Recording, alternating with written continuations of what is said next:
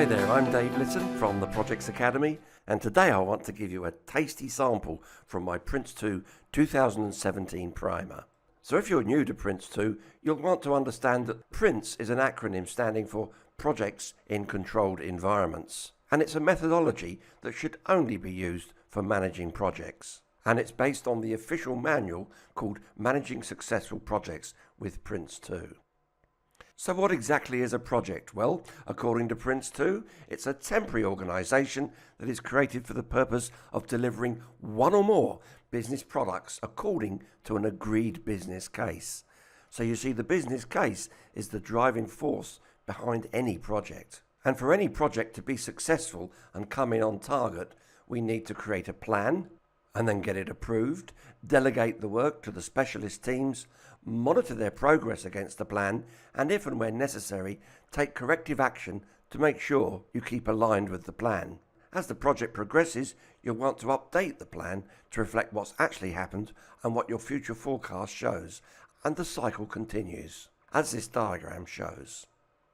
So what is project management then? Well, you could split it into two main areas. First of all, it's the planning, delegating, monitoring, control of all aspects of the project, as I've described here in this graphic. But in addition to that, it's the motivation of all those involved with the project in order for the project objectives to be achieved within 6 key performance targets. And here they are: bringing the project in on time, against the budget, to the right level of quality, and scope is what's included and what isn't, making sure that you're delivering exactly against the requirements, and the business benefits that will be realised over time by using the project's end products. And because projects are used for managing change, there will always be some aspect of risks, and these too need to be managed and controlled. So since a project is a temporary organisation, you need to be sure that when you're given an assignment that it truly is a project. There is, after all, an economy of scale here, so that any temporary organisation should be big or complex enough in order to justify producing the project business case and also setting up the project management controls. Now, PRINCE2 has been around for over 2 decades, and you'll be pleased to know that PRINCE2 is based on established and proven best practice for both governance and project management. PRINCE2 can be applied to any type of project and blended with industry-specific models. Put another way, PRINCE2 can be used for any project of any size and in any industry, which truly makes it your flexible friend. Now, PRINCE2 is widely recognised and understood, and therefore providing a common vocabulary for all projects. Don't you agree it aids communication if we're all using the same terminology, principles, processes and themes? And PRINCE2 can be tailored, or blended if you will, to meet the organisation's needs and scaled for, as I've said, the different types of project size and complexity. PRINCE2 promotes consistency of project work and gives you the ability to reuse project assets. Since although all projects are unique, there are lots of common threads between one project and another. For example, the documentation and techniques used. Continuing, PRINCE2 facilitates staff mobility and reduces the impact of personnel changes. PRINCE2 ensures that everyone involved with the project has stated and agreed roles and responsibilities. PRINCE2 ensures focus and the viability of the project in relation to its business case. As I said earlier, this is the driver and the reason why the project is needed in the first place. PRINCE2 ensures stakeholders are properly represented in both planning and decision making. The project board recognises the customer-supplier relationship and makes sure that you have the business represented, the users represented, and those who supply the resources for the project also represented. PRINCE2 promotes learning from project experience and continual improvement in organisations. Plumbed in, if you will, to the PRINCE2 method, right to the start to the very end of any project, learning lessons and applying them in a timely manner are one of the principles of the method. And by no means last, PRINCE2 is supported by a worldwide network of examination institutes. The manual itself is available in several languages, and it's both recognised and supported in just about every country in the world. And that in and of itself is a great reason for you to get on board. So building on those last two slides, how does PRINCE2 help? Well, it's got built-in auditing for precise progress control and accurate reporting. This is done by the project board having supported project assurance roles. PRINCE2 provides a step-by-step approach to planning. It really is done by the numbers, and with its unique product-based planning technique, you really can't fail to produce realistic and achievable plans at all levels within the project. As I've said, PRINCE2 includes clear roles and responsibilities, and this clarifies the communication between everyone involved. It provides a checklist memory jogger approach. No complex theory here, just a logical step-by-step method to make sure you can apply PRINCE2 to all of your projects. At the heart of Prince, one person and one person alone is ultimately in charge of the project. So it's absolutely clear where the buck stops. PRINCE2 links quality management to the deliverables. Indeed, it's built into the product descriptions so that a product cannot be approved until it has been deemed fit for purpose. PRINCE2 builds in continuous and ongoing risk management and monitoring throughout the whole of the project. And all stakeholders are involved in the project because you see PRINCE2 is based on a user and supplier environment. And PRINCE2 provides precise and effective progress monitoring controls, both at project board level and at project management level. And here the product-based planning technique helps considerably in ensuring that products and their completion milestones are accurately recorded. PRINCE2 helps to bring in managers at key points, particularly at the end of stages, for timely decision making. And because of Prince's clarified roles and responsibilities, everyone knows exactly what is expected of them. PRINCE2 is flexible and tailorable to fit all different types of projects, no matter which industry, whether they're small, simple, low risk or high risk, or whether the project is large and complex. PRINCE2 is ultimately tailorable for any type of project. PRINCE2 ensures the approved business case and its measurable benefits are the drivers of the project. Like I say, the business case information presents the case for why we are bothering running the project in the first place. And it's important that the investment of time and money in the project is worth the realised business benefits. Now, there is a danger that folks apply PRINCE2 in name only, and therefore it's important to know what the minimum requirements are for applying Prince to a project. So let's check those out next. So for a project to be truly following the PRINCE2 methodology, then as an absolute minimum, it must be possible to demonstrate that the project is following these criteria. That the project is applying PRINCE2's 7 principles. That your project is meeting the minimum requirements set out in the PRINCE2 themes. And these describe how PRINCE2 recommends carrying out various aspects of project management. You need to ensure that you have project processes that satisfy both the purpose and objectives of the 7 PRINCE2 processes. PRINCE2 processes provide a set of activities showing how to manage various parts of the project. And fourth, your project must be either using PRINCE2's recommended techniques or using alternative yet equivalent techniques. Now, in today's world, every organisation has at least 2 main challenges which need to be balanced. One of them is to maintain their current business operations. This is also called business as usual or operational management. That, of course, is different to projects.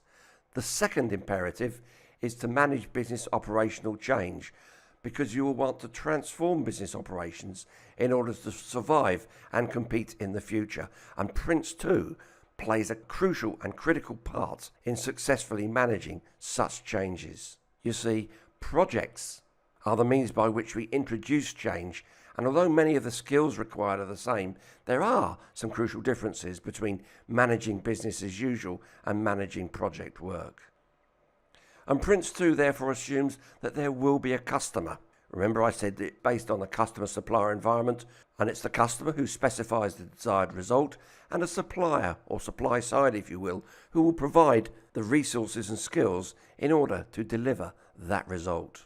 The customer may be an internal group or department of your organisation or an external customer, and the same is true of a supplier. A supplier is responsible for all of the resources used on the project, and that might be an internal resource manager or it may be a third-party supplier. So what exactly is a project? Well, any project has 5 main characteristics. The first one being change. You see, projects are the means by which we introduce change.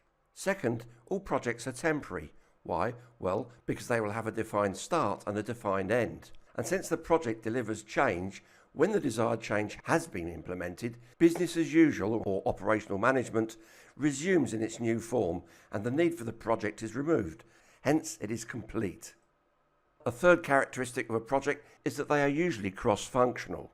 You see, project teams have different skills and will normally be working on a temporary basis in order to introduce a change that will impact others outside the team. So projects often cross the normal functional divisions, manufacturing, engineering and so forth, and sometimes across different organisations, particularly when you're using external suppliers or consultants, for example. And of course, the fact that projects do indeed have different functional divisions does give rise to a particular problem. You see, that can often cause conflict due to different perspectives and motivation. An engineering manager, for example, may be measured on the optimum use of his human resources by skills and experience, whereas a project manager merely wants the job done according to his schedule. The fourth of the 5 characteristics is that every project is unique. In other words, it's never been done before. Now, you may have done similar projects in the past, but never the same as your current project, whether it's timing, whether it's costs, whether it's the level of resources required, whether it's the functionality, the list is endless. So you see, every project is unique. Some can indeed follow a familiar, proven pattern from projects in the past, but every one will indeed be unique in some way. Different teams, different customers, different time, and different location. And the fifth and final project characteristic is uncertainty, or risk if you will. You see, projects are more risky than operations because they're about delivering change. So all of the above characteristics that we've covered so far will introduce threats, that's risks with a negative impact, and opportunities, which are risks with a positive impact, over and above those typically found within business as usual or operational management. Which segues nicely into, well, what exactly is it that a project needs to control? Well, there are 6. Costs. Every project has to be affordable.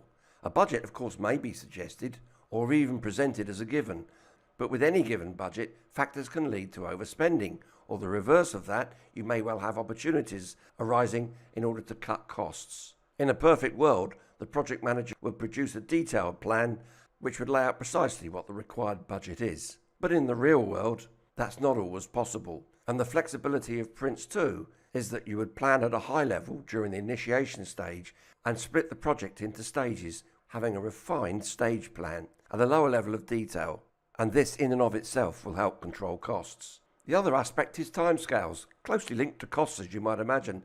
This is the most common variable, usually started by management determining what the end date must be, and then the project manager producing a project plan to make sure that end date can be met. Or the converse, where the project plan shows that that end date is not possible unless there's some change, for example, in scope. The third variable is quality.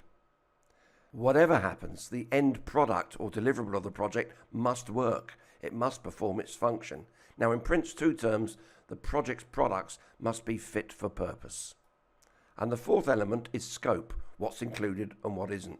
You see, scope defines what a project will deliver, and this must be agreed by all stakeholders. Most importantly, the project manager must be clear of what is and what is not within scope. If there's any ambiguity, this indeed will be the source of delays, overspends, and uncontrolled change, usually called scope creep. The bad news is that this is one of the biggest killers of projects. The good news is that when you're using PRINCE2, scope is accurately defined by the application of the product-based planning technique and the use of product descriptions. Fifth, benefits. These are laid down within the business case and are the reason why the project is being done in the first place. And although the executive of the project board is ultimately accountable and owns the business case, it's vital that the project manager understands the purpose of the project in terms of an investment, so that they too can play their part in ensuring that deliverables are consistent with achieving the desired return on investment, if you will. And sixth, risk. Since all projects contain risks, the question needs to be asked is how much risk are we prepared to accept? And can that level of risk be managed and controlled? Every project needs to analyse risks and develop strategies and responses in order to make sure that risk is minimised or removed wherever possible. Good, so now you know what a project is, the purpose of PRINCE2, the key characteristics, and the 6 aspects that need to be controlled. So if you're planning to prepare to pass your PRINCE2 Foundation and Practitioner exams at your first attempt, I recommend that you go over to my website, www.prince2primer.com, where you will find my complete 24-video step-by-step course, consisting of over 35 hours of training. Thanks for your time and attention. I'm Dave Litton from the Projex Academy. Good luck on your path to becoming a PRINCE2 practitioner. Bye for now.